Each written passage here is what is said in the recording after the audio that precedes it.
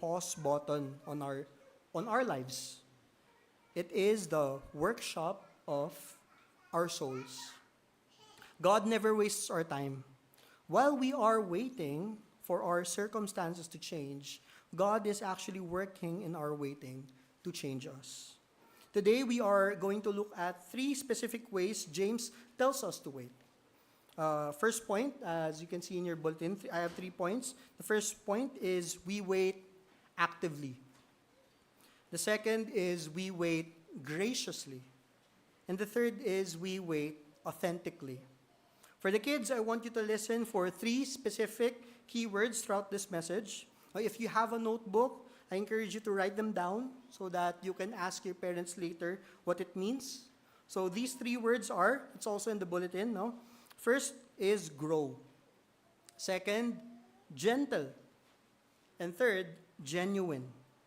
So whenever you hear one of these words, I want you to remember that God is teaching us how to handle the frustrating, slow moments in our lives. So keep your eyes, or keep your, not eyes, ears open, okay? So let's look at our first point. We wait actively. We wait actively, or grow. Let's look at verses 7 and 8. It says here, "Be patient, therefore, brothers, until the coming of the Lord. See how the farmer waits for the precious fruit of the earth, being patient about it, until it receives the early and the late rains. You also be patient. Establish your hearts, for the coming of the Lord is at hand." Why do we hate delays so much? It is because sin shrinks our world down to the immediate present. Sin makes us obsess over me, mine, and right now.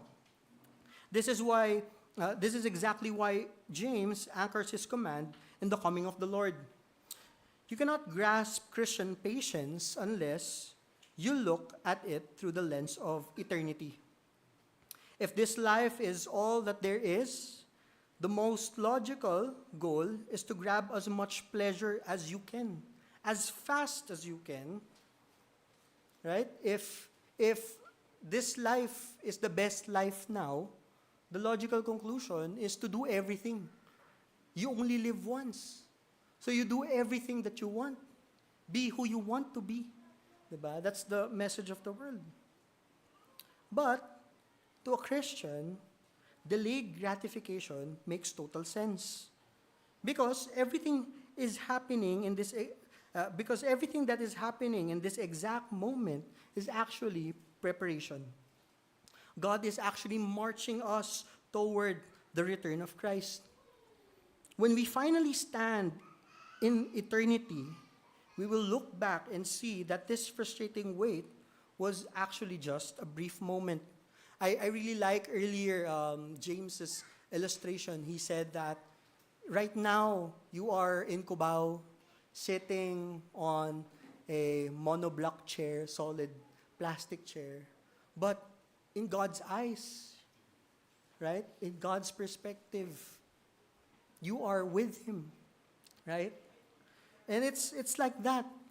If eternity is in our hearts, then our present circumstances, when we look back at, once we're in eternity, we look back at this experience, it's just a tiny speck, no, of our lives, we'll realize.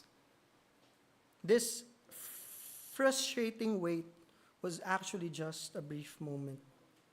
James uses the Greek word makrothomeo, which literally means to have a long fuse. As Christians, he's saying that we should have a long fuse. He points to the farmer as our example. A farmer in the 1st century Middle East lived in an incredibly precarious situation. The climate was harsh and dry, and the farmer depended entirely on 2 distinct rainy seasons, controlled completely by the hand of God. He needed the early rains in probably October or November to soften the sun-baked rock-hard soil so he could sow the seed. And he needed the late rains in April or May to plump up the grain right before the harvest.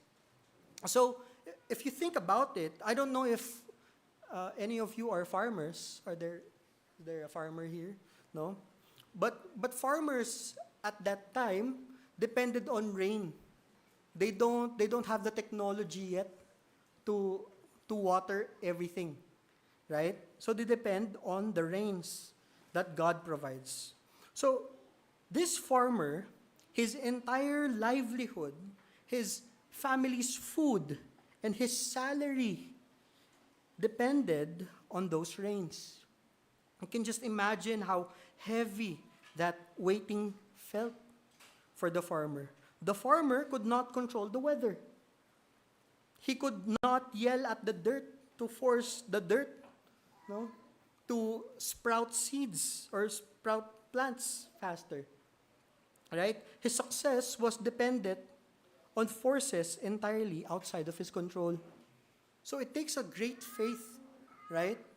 The anxiety of waiting for something to come, but you're not really sure, right? But you're sure because God said, right? That's a picture that is being shown here, right? I try to remember a passage in the Bible where I think it was Joshua who grabbed a cup of water in the Nile, and then he poured out, and then it turned blood, turned the Nile to blood. You can just imagine him scooping up, right, water in front of leaders at that time who could kill him. But he said that, if I pour this cup, the Nile will turn to blood. Right? He didn't check if the Lord already turned the cup's water into blood before pouring. He just believed in what God has said. Right? It's like that. It's completely outside of his control. But notice what the farmer does. He doesn't go to sleep, but he waits actively. He plows the soil, plants the seed, pulls the weeds, and entrusts the result to the providence of God.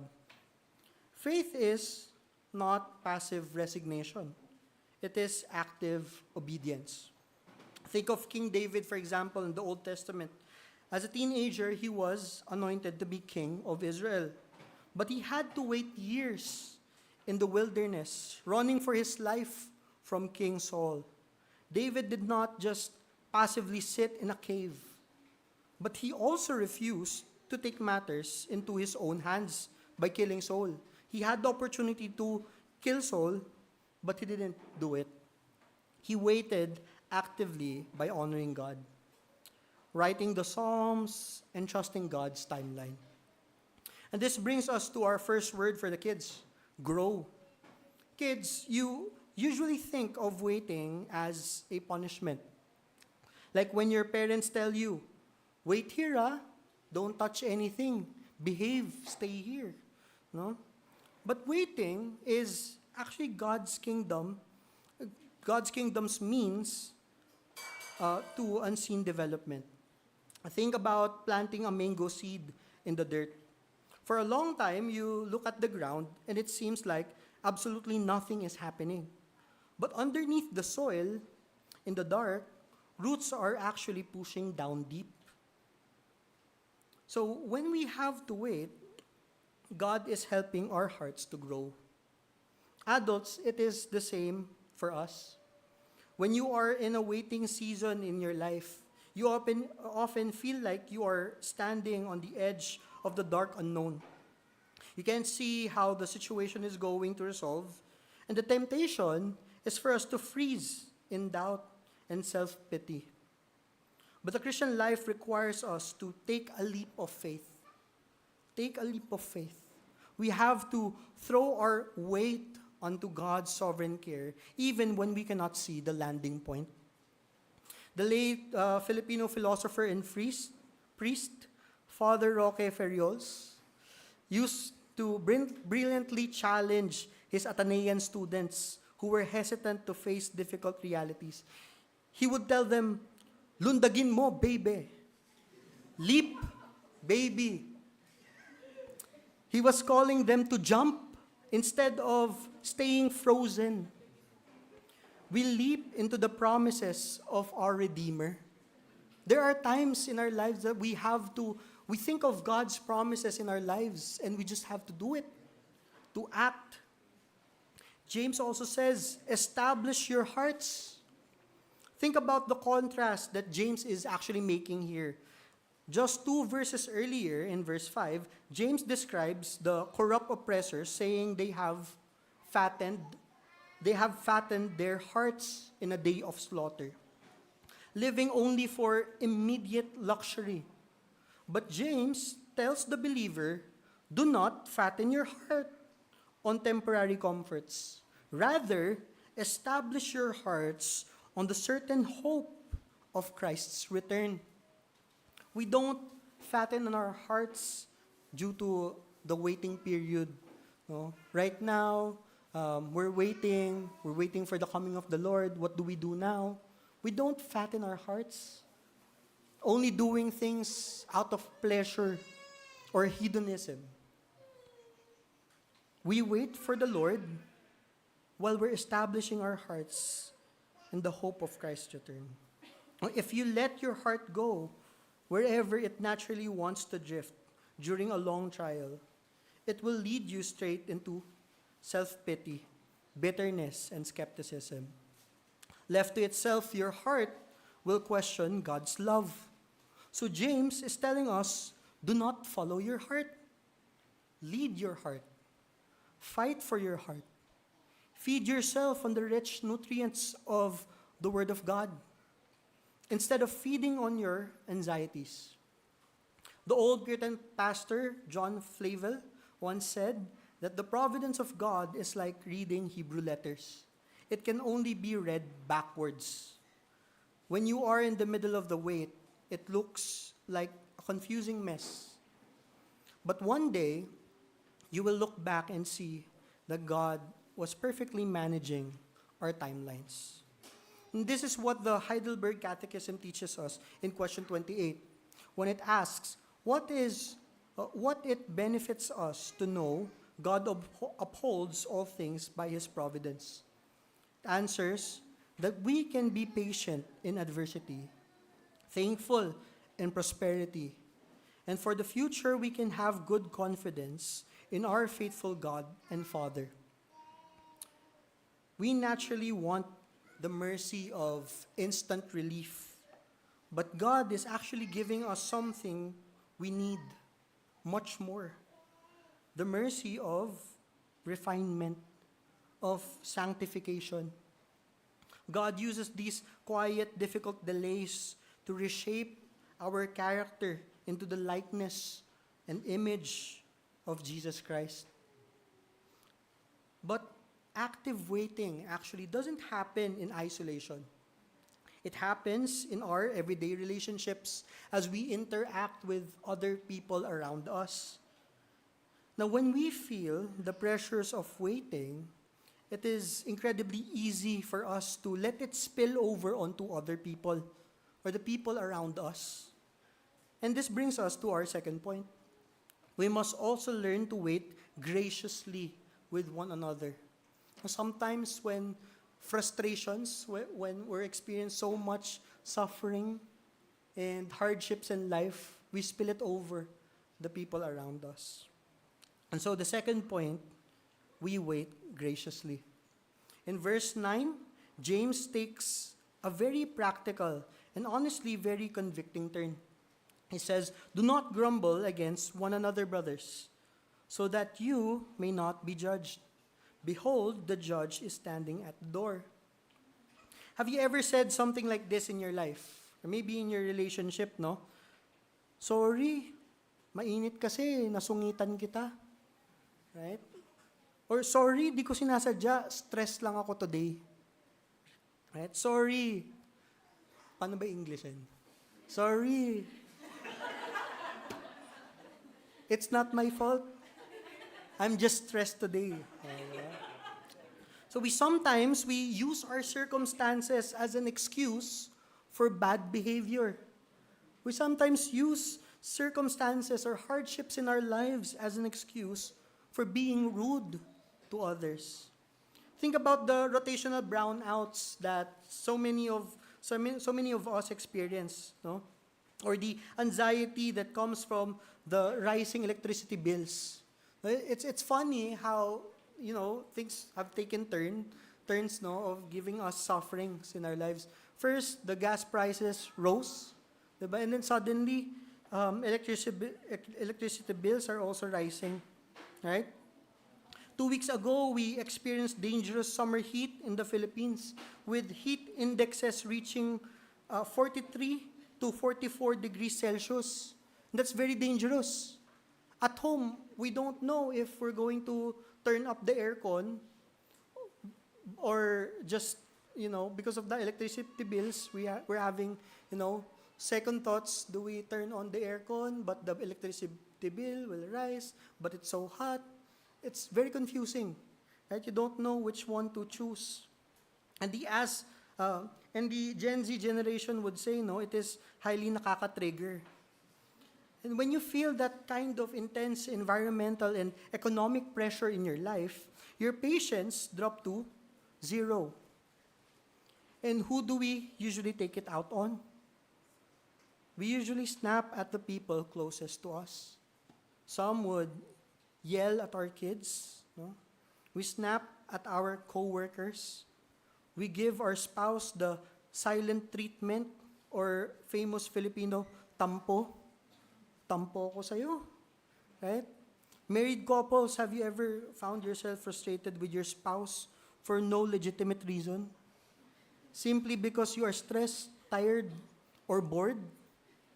Wala akong magawa eh. I don't have anything to do. I'm just frustrated.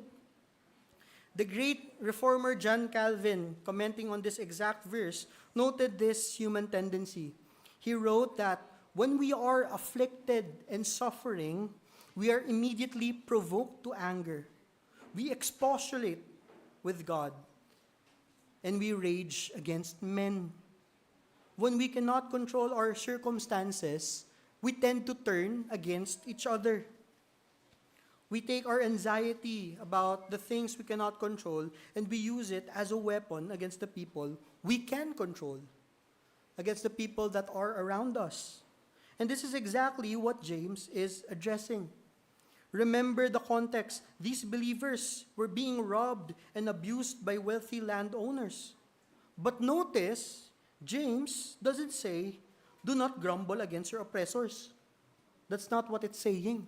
He says, do not grumble against one another. He's not warning you to grumble against the oppressors. He's warning you to not grumble against your brothers and sisters.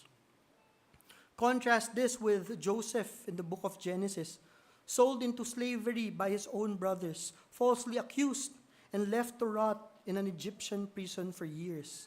Yet, when he finally rose to power and his brothers stood before him, he didn't grumble against them. He didn't retaliate because he trusted that God meant it for good. And this brings me to the second word for the kids, gentle. Kids, when you're feeling hot, hungry, or bored, do you ever want to poke, pinch, or yell at your siblings just because you feel grumpy inside?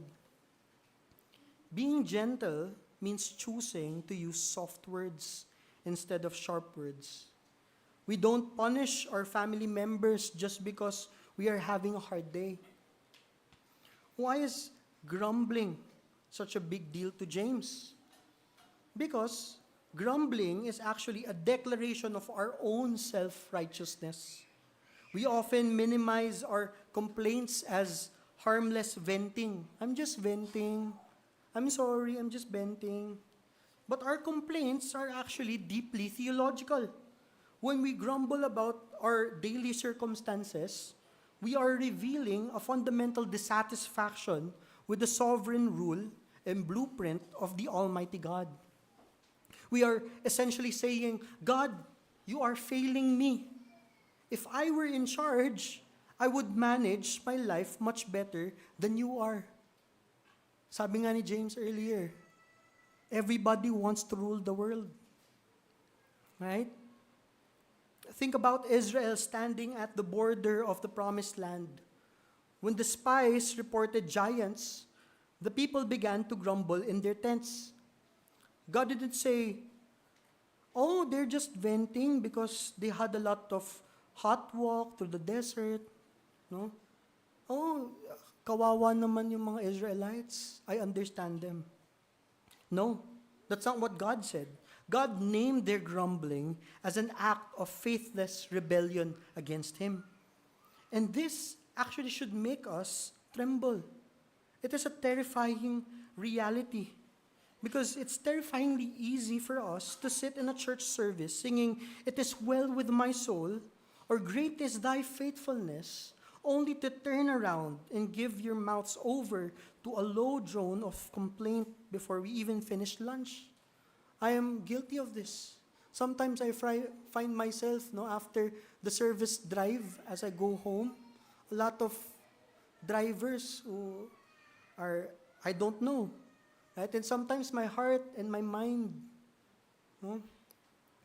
turns to complaint, turns to grumbling. We grumble against the specific way God brings His faithfulness in our lives through unexpected traffic, difficult financial constraints, or even uncomfortable heat. These are not merely sins of the mouth. They are deep structural struggles of the heart. So ask yourself honestly, is your life a constant grumble? Or is it a hymn of praise to the Savior? Are you resting in the plan and purpose of your Redeemer, believing that His way is infinitely wiser than our ways? James warns us, "Behold, the judge is standing at the door." In ancient times, when a judge had reviewed all the evidence and was ready to step into the courtroom to render a final, unalterable verdict, he would stand at the threshold right at the door. So when James uses this picture, he is communicating to us two truths about Jesus. Number one, proximity. And number two, imminence. First, proximity. Proximity means Jesus is incredibly close. He is not a distant deity detached from our struggles. He stands right at the threshold of our lives, hearing every impatient word or silent treatment. When we grumble, we act as if we are in an empty room, forgetting that the judge is actually listening to us. Second is imminence. Imminence means His return is the very next event on God's calendar, because Christ could step through that door at any moment. We do not need to take matters into our own hands, nor do we have the right to take our frustration out on others. Knowing He is at the door calls us to extend grace or pasensya, especially when the waiting becomes uncomfortable.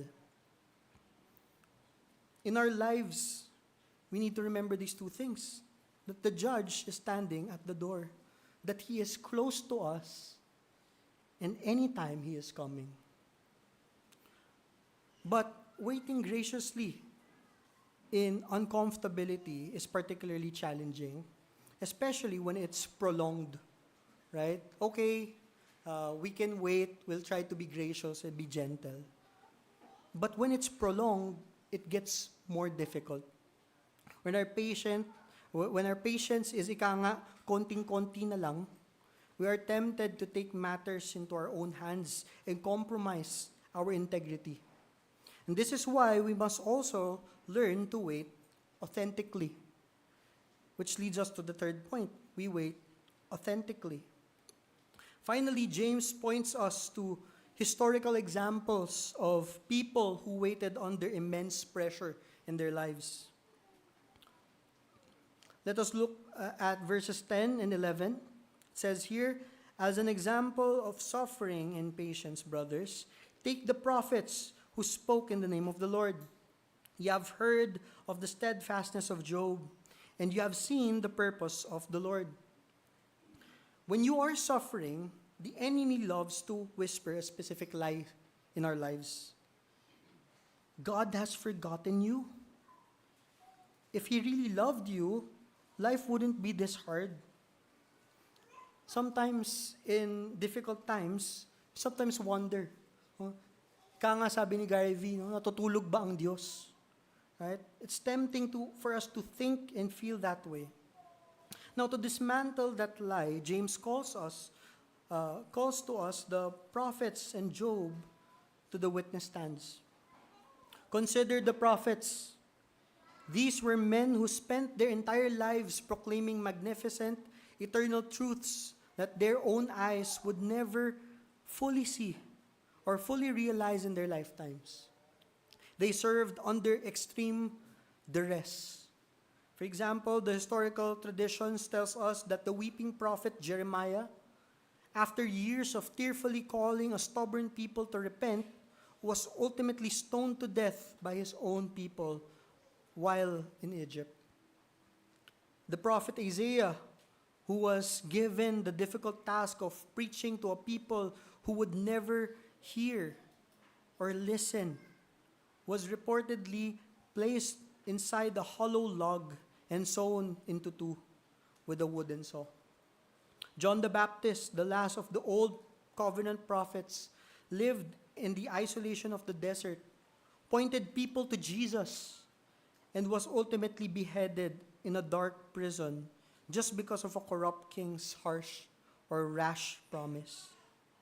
To live and die in such ways required extraordinary patient perseverance. They trusted in a future salvation that was far bigger than their immediate comfort. And then James mentions Job. I'm so glad that James includes Job here. Because I was doing a sermon preaching on Job, but it was too long. It was hard. So I left that. But I'm glad that James is including Job here.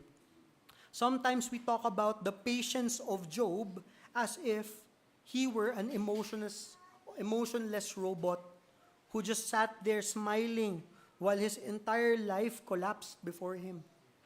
But if you actually read the book of Job, you know that his waiting was incredibly messy. He wept. He cursed the day of his birth. He argued with his self-righteous friends. And he questioned God for chapters on end.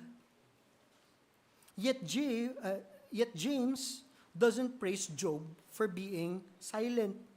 He praises Job for his steadfastness. Now, if patience is quietness of heart and the rest of soul in the face of uncomfortable delay, then steadfastness is patience, but with legs on it. It is firmness of direction and consistency of purpose. When the weight is dragged out, it is incredibly easy to flag in your obedience. You get discouraged and start letting go of holy habits, or as we talked about in our men's group earlier, the holy doing of holy things. Okay? Sometimes when the going gets tough, we quit our obedience. You think, what's the difference? What difference does it make if I pray? Why do I have to read my Bible? Why do I have to join a small group or a CDG? The songs at church feel disconnected from my reality. But let me tell you, there is never a moment when it is more critical to obey than when you are suffering. The means of grace, prayer, scripture, the gathering with the saints are not arbitrary rules. They are actually lifelines designed to keep your soul afloat in the storm. If you let go of them when you are waiting, your heart will drown in despair. When we are discouraged, when we are downtrodden, we come to church because the church is the hospital for the saints.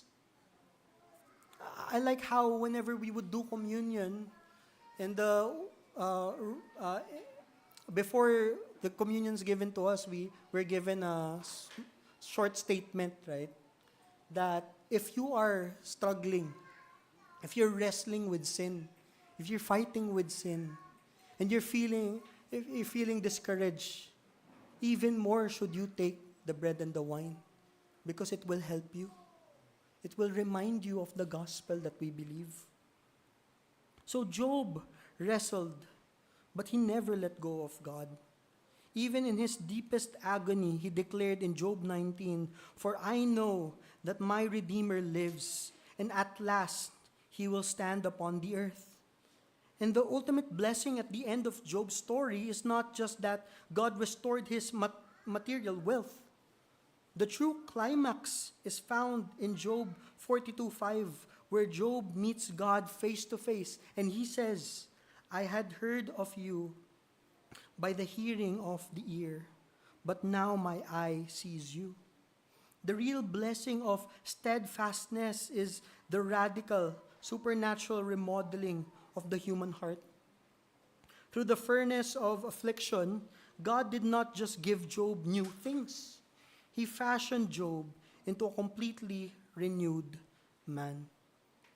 So when the pressure is suffocating, we naturally cry out for the mercy of release or the mercy of relief. It is not wrong to desire those things, no? That longing is actually a form of homesickness for eternity. But what our souls desperately require in the middle ground is the mercy of refinement or sanctification. God often holds back the relief until the refinement has accomplished its sacred work within us. This perfectly sets us up for verse 12, which often seems disconnected. What's up with verse 12? Is it really part of this series of verses? Is it really part of this pericope, no, as we could say? Because it says, "But above all, my brothers, do not swear either by heaven or by earth or by any other oath, but let your yes be yes and your no be no." Why is James suddenly talking about swearing oaths right after talking about patience and suffering? Because you have to understand what happens to people when they are backed into a corner. They panic. We panic. We sometimes bargain with God. "Lord, I swear to you, promise, if you just heal my mother, I will go to church every single Sunday." Or we bargain with people to save face, no, for hiya or honor and shame. Out of sheer embarrassment, we say, "Promise, mamatay man, I will have the money for you tomorrow. Promise, I will pay." Even when we know we won't. Or consider, again, in our marriages, no, maybe, not in mine, but maybe, sometimes, no, sometimes when we are in a difficult conflict, we are highly tempted to abandon simple honesty. We start using manipulative speech just so that the other person would shut up. We say, "Promise, sorry, di na mauulit. Promise, I will never do this again." Not out of genuine repentance, but because we want the uncomfortable conversation to end. Using exaggerated, dramatic guarantees to cover up a lack of real daily integrity. Or we set up conditional terms like, "If you stop doing this, I promise I will start doing that. I will not do this so that you will not do that." When we turn our marriages or our relationships into a courtroom of contract negotiations instead of covenant truth. James says we don't need these dramatic manipulative games. Let your yes be a simple, reliable yes. If you say you will do something, do it. If you cannot, say no. Let your spouse trust your simple word because your heart has integrity. We are Christians. We are people with integrity. So our plain words is enough. And this is our final words for the kids, no? Kids, the last word is genuine. Being genuine means being real and telling the truth. Sometimes when you are in trouble, you might make big, silly promises just to get out of being disciplined. James says we don't need to do that. Just let your yes mean yes and your no mean no. You don't need to wrap your words in fake promises. James is telling the adults the exact same thing. Under pressure, we are tempted to manipulate. We use oaths to construct artificial guarantees because our simple word isn't trusted. But James says your speech should be received at face value because of the integrity of your heart, not because of some attached vow. Thomas Manton, a great Puritan pastor from the 1600s, wrote in his commentary on James, "A Christian should be a person of such known fidelity that their bare word may be taken as an oath." This is how the world should look at us. Our bare words should be taken as an oath because we are known for our fidelity, for our faithfulness. Pressure will always test our integrities. Do not let desperation cause you to compromise who you are. You do not need to make grand, frantic, manipulative promises to God. Because verse 11 says, God is already compassionate and merciful. God is already compassionate and merciful to you.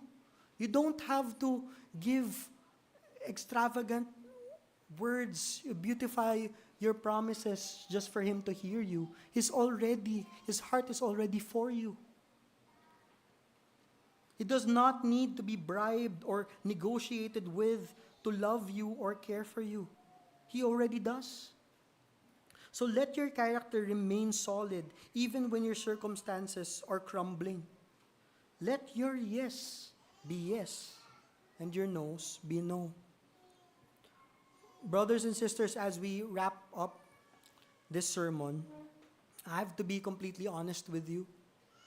When I studied this passage, my own heart condemns me.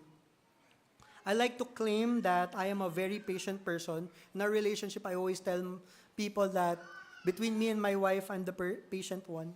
I often tell people that patience is one of my strengths. I like to wait. But the reality is, I actually hate waiting. I grumble at my family when I'm stressed. I've made desperate, frantic, conditional promises to God when I was scared and backed into a corner. Now, if this sermon is just a list of moral rules to do, try harder to be patient, try harder not to complain, or try harder to keep your word, we will definitely fail. We will all definitely fail, even before the end of the day. We do not have the power within ourselves to manufacture this kind of supernatural endurance. But this passage doesn't just point us to a farmer, the prophets, or Job. The entire Bible ultimately points us to Jesus. Jesus is the ultimate perfect fulfillment of James chapter 5. He left the absolute perfection, comfort, and glory of heaven to step into our uncomfortable, already not and not yet situation in lives. He stepped into the heat, the dirt, the sickness, the corrupt political systems, and the agonizing traffic of human history. And how did Jesus wait? In the Garden of Gethsemane, when the emotional and spiritual pressure was so intense that he sweat literal drops of blood, he didn't make false oaths. He didn't try to bargain his way out of the cup of suffering. He was perfectly genuine. He prayed, "Not my will, but yours be done." And on the cross, where he hung in agony, and during the ultimate delay of justice, he didn't grumble against his Father. He didn't lash out at the people mocking him. He endured the cross, patiently waiting for the joy set before him. Jesus perfectly fulfilled the righteous demands of the passage on our behalf. He did all that so that when God looks at you and me, He doesn't see our grumbling, our short tempers, or our frantic impatience. Because of the cross, when God looks at us, He sees the perfect steadfastness, patient righteousness of Christ. Now, if you are struggling with doubts about whether you can survive this long season of waiting, let the doctrine of God's persevering grace comfort you.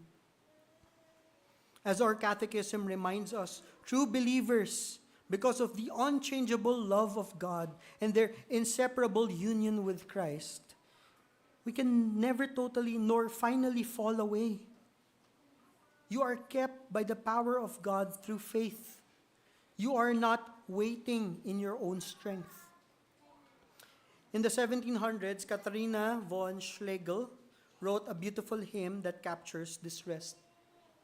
It says here, "Be still, my soul, thy God doth undertake, to guide the future as he has the past. Thy hope, thy confidence, let nothing shake. All now mysterious shall be bright at last." Practically speaking, how do we rest on this truth tomorrow when the wait continues? You anchor yourself to the Lord's day and the means of grace. Brothers and sisters, you cannot survive the waiting room of life on your own strength. They will, or you will, inevitably dry up. And this is why God has given us the Sabbath. Every Sunday, the means of grace, the reading and the preaching of the Word of God, the bread and the cup of communion, and the gathering of the saints are God's designated refilling stations for your weary soul. Do not isolate yourself when the waiting gets hard. Gather with the church, as James said earlier in our preaching. Gather with the church. Every Lord's Day is a rehearsal for the coming of the Lord. And brothers and sisters, as we live every day and as we celebrate every Sunday, we are not just caught up in a delay. We are in a countdown, because every passing week, we are drawn nearer and nearer to the return of Jesus Christ. Every single day that we persevere, that we are steadfast, we are getting nearer and nearer, closer and closer to the return of Jesus Christ. It is here that God gives us the spiritual nourishment to go back out into Monday and wait actively, graciously, and authentically. So are you exhausted by the wait today? Maybe exhausted by this long preaching? Are you tired of the traffic, the heat, the broken political systems, or the financial strain, and the painful delays in your relationship? Perhaps you are here today and you realize you aren't just waiting for your physical circumstances to change. You are spiritually lost. You are completely exhausted from trying to fix your own life. You have spent years running, trying to build up your own righteousness, trying to find your own comfort, and your soul is very weary. You are tired of the heat of your own sin. If that is you, the invitation of Jesus to you this morning is not a call to try harder. It is not a call to work yourself to death. It is an invitation to stop running, to lay down your exhausting efforts and to come to Him. You don't need to clean yourself up first. You don't need to make frantic, desperate promises to God to change your behavior before He accepts you. Jesus does not need to be bribed to love you. He paid the ultimate price on the cross so that you could be completely forgiven and declared righteous. So if you are a sinner who is weary and broken, the Savior is calling you to Himself today. Turn away from trying to control your life. Bring your sins, your failures, and your exhaustion to the cross. Put your trust in His finished work and receive His perfect, unshakable peace. He's ready to receive you. Do not wait any longer and come to Jesus. So let us grow, let us be gentle, and let us be genuine. Because here is the beautiful truth of the gospel that we believe. As we work on waiting, God is actually working in us through our waiting. Let's pray.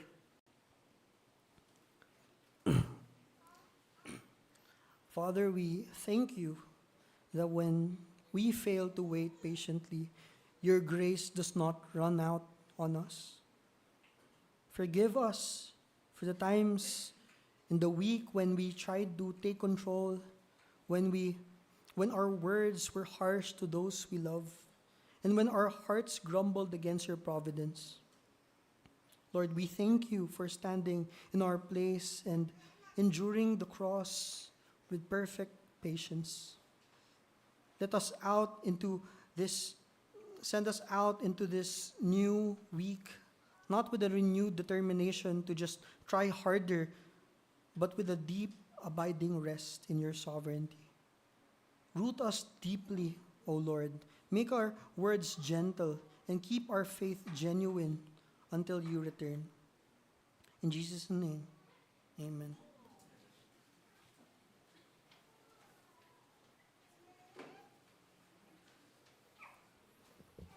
Thank you, Brother Gerard. And now that the will of the Lord has been revealed to us through the preached word, let us now ask Him for help by praying the Lord's Prayer, the pattern prayer of the Lord Jesus Christ. The Lord Jesus Christ. Let's all rise and plead to our God. Let's pray the Lord's Prayer. Our Father in heaven, hallowed be your name.